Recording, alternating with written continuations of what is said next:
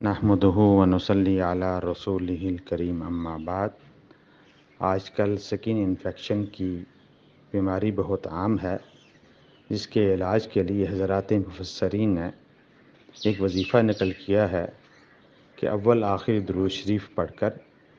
درمیان میں اپنے دائیں ہاتھ کی شہادت کی انگلی کو اس سکین انفیکشن والی جگہ پر رکھنا ہے، اور یہ آیت کریمہ جو سورۃ البقرہ کی 259 نمبر آیت ہے، او کالذی مر علی قریۃ وہی خاویۃ علی عروشها قال انا یحیی ہذہ اللہ بعد موتها فاماتہ اللہ مئۃ عام ثم بعثہ قال کم لبثت قال لبثت یوما او بعض یوم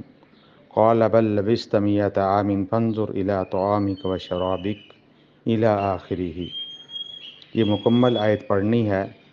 اور دم کرنا ہے، انشاءاللہ مریض کے سکن کا انفیکشن اللہ تعالیٰ دور فرما دیں گے۔